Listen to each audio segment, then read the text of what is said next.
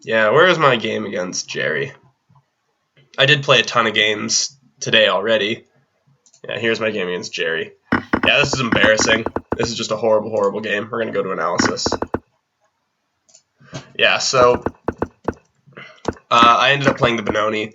I knew from the get-go this was probably going to be a poor decision, but it is the opening I know best, so I feel like my strength is in the opening, so I should go with the opening I know best, even if it's not necessarily the best opening. Okay, so yeah, this knight f3 plan, or sorry, this knight f3 to d2 plan is a thing you can do. Like, the main idea is to put it on c4 and put pressure on this pawn, because this pawn's going to be perpetually weak in the Benoni. Those are basically the two reasons why it's not played at the highest of levels, because the d6 pawn is weak and you have less space. So yeah, he's essentially planning on putting his knight here, his bishop here, and just winning this pawn for free. So I get castled. This is all pretty normal. a6, when you see a6 in the Benoni, it's almost always met by a4 to prevent from expanding. So I played b6, trying to get my bishop path, and yeah, here we go. Pressure on here. The computer doesn't mark queen c7 as an inaccuracy, but Jerry was pretty harsh on this move when he was reviewing it after. I can't remember what he recommended. Yeah, I think he recommended knight e5, which I actually looked at. But I don't know. I've had this structure before where the knight's sort of forced to blockade, and it's just not pleasant. Like, white has this passed pawn. Like, white is just clearly better in these positions. It might have been the best route to take, but it's still just, it wouldn't have been a happy time. Queen c7, I guess, is just a little more ambitious. It's like, I'm not going to make concessions. I'm going to outplay you, which I shouldn't do in retrospect. Knight e5, x pawn x. Yeah, he's zeroing in on those d6 pawns. Sorry, I'm trying to keep up with chat here. That pawn's stuck in your throat so much that way. Yeah, exactly. Like, this pawn is already a pain in the ass in just about any Benoni, but if I went for that structural change where it's a passed pawn, then it really becomes a pain in the ass. Yeah, and this is one of the reasons why when you see white going for this knight f3 to d2 to c4 plan and bishop f4, trying to gain up on this pawn, I generally delay bringing my rook to e8, and that's because I want to be able to play knight e8, defending that pawn. And again, this looks ugly, it looks passive, and the computer says it's plus 0.09, but as of right now, my position's rickety, but like holding on. Queen d2 just continues to add pressure, and this is where I kind of overreacted, because hell on toast, this is the plan I always use against you, with the queen bishop battery, trying to exchange off this powerful dark square bishop. And given that I've played the white side against you so many times, I'm already aware of, you know, what this can really do for the position. So I kind of lashed out, overreacted, tried to mix things up and played f5. And yeah, computer doesn't like this move at all. This is a move you can play, but here it's just not good. It just opens up my king way too much. My pieces are all on the 7th or 8th ranks. I'm just not in a position at all to open up the position. Or I'm not in a situation where I should open up the position, because his pieces are far, far, far more active than mine. And my king is going to be far, far weaker. So yeah, not a great move positionally. Yeah, the point was that after he takes, I can recapture with the rook, and if he plays bishop h6 now, I can just avoid this trade. Whereas if I had just played something like what the computer recommends, let's say rook b8, which Jerry actually recommended too, just going for this pawn push, which I don't know why I didn't even think about, but yeah, this pawn push clearly should have been the move. Yeah, sorry, reading through chat again. So in a good Benoni, how do you deal with that d5 pawn? Well, generally in a Benoni, I mean, it tends to get pretty tactical. I'm not a very good tactical player, so I don't even know why I play the Benoni, to be completely honest. But generally speaking, I mean, you want to do your best to get your queenside pawns rolling, hence why a5 is such an important move. If you can get your queenside pawns rolling and trade off all the minor pieces in the Benoni, generally speaking, black's just going to be better.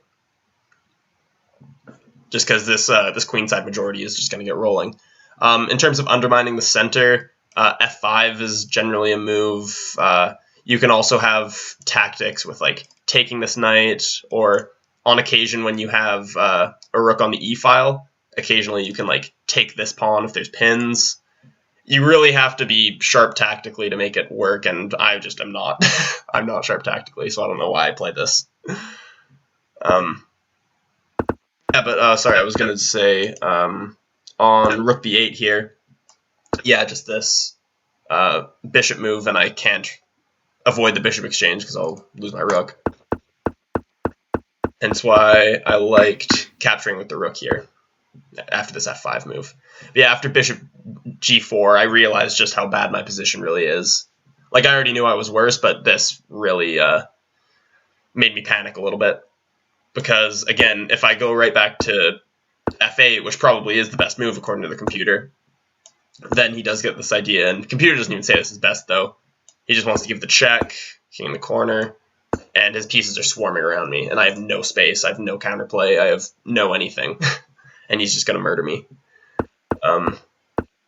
So for that reason, I played rook f2 and immediately realized that I had just missed bishop e6 with a pin.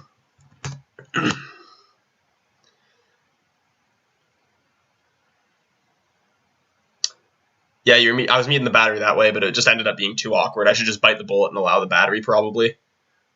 It's hard to play somebody that doesn't make mistakes or blunders. I know. Like, if he was going to make a mistake or a blunder, that's why I think my best chance to beat him is in bullet, because all it's going to take is one wrong move if I'm playing aggressively, and he can lose. But in blitz, his mistakes are so minute, like, they're so difficult to capitalize on, and I just don't have the skill to meet it.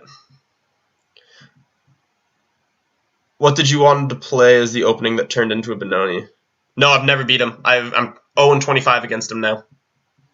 Most of those games are bullet. One of those was in a simul. A couple of those are blitz. But yeah, I'm 0-25 against him now after this game. Yeah, I don't know what you mean, the clown pawn. Like, yeah, I'll accept your challenge after this, Martinals, after I'm done reviewing this game. I'll totally accept. Yeah, I always play... The thing is, I always play the Benoni. It's just not... I'm aware that it's not a good opening. I'm also aware that most opponents my level don't have a good understanding of it, so I play it. But yeah, against Jerry, I really need to widen my repertoire because I just don't have another weapon.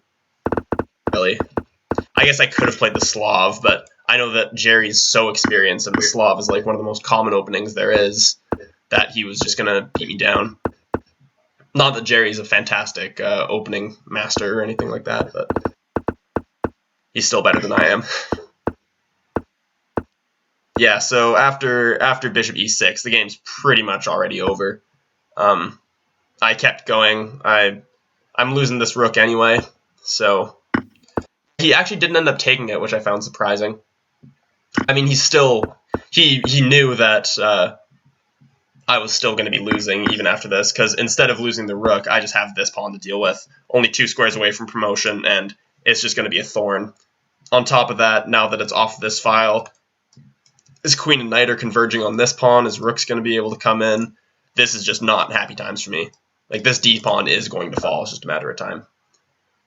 Yeah, bishop g5, computer thinks is an inaccuracy, which I can see why. I mean, it takes pressure off of this. He should just go win the d-pawn, but okay, he's still plus 1.3. It's not like a catastrophic failure or anything like that. Queen c6, I can't remember why I played this move. Oh yeah, I wanted to free the square up for my knight, so I could go try to maybe win this pawn, and also maybe throw my rook on the e-file, try to win this pawn. I don't know. Yeah, this a5 move, computer thinks it's best, and it just kills me. Since I can't remember why. Oh yeah, because if I advance past, which I did, it gives his knight an amazing square. And if I take it, yeah, he takes, and the queen side is opening up. My majority, which formerly looked great, is collapsing. It's not looking pretty. Yeah, rook d8. I mean, okay, a computer says I have like 4 mistakes, 1 blunder. It says this move's a blunder, but this is like this is what I was talking about, that by the time I started making these terrible blunders, I had already thrown my position away with these like microscopic inaccuracies. I shouldn't say microscopic, but these inaccuracies in the opening. Yeah, and this is already toast. And here I was a full rook down, and I just resigned.